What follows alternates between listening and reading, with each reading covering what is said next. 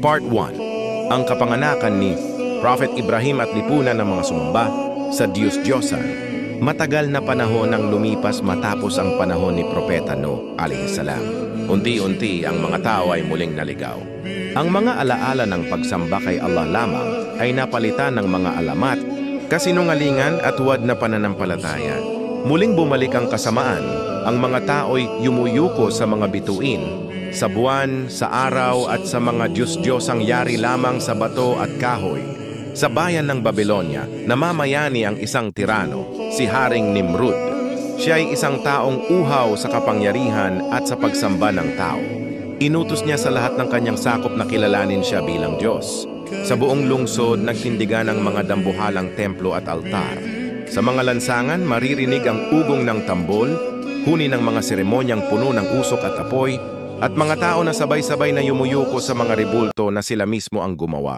Ngunit sa panahong iyon ng dilim at kalituhan, ipinanganak si Ibrahim, alaihissalam, ang kanyang ama o tiyuhin, na si Azar ay kilalang gumagawa at nagbebenta ng mga Diyos-Diyosan, isang trabahong nakaugat sa puso ng buong lipunan.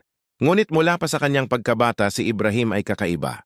Habang lumalaki siya, binigyan siya ni Allah ng isang puso na dalisay at malinis, at isang isipang malalim at mapanuri. Hindi siya madaling nadadala ng nakagawian o ng kasikatan ng marami. Habang nakikita niya ang kanyang mga kababayan na nagpupugay at nag-aalay sa mga ribulto, naramdaman niya sa kanyang puso ang matinding pag-aalinlangan. Paanong ang mga batong ito na walang pandinig, walang paningin, walang buhay, ay magiging Diyos? Maging ang sariling kanyang pamilya ay nadala ng ganitong paniniwala. Ang kanyang ama mismo ang nag-uukit at nagbebenta ng mga Diyos-Diyosan. Ngunit si Ibrahim, kahit bata pa lamang, ay hindi makapaniwala.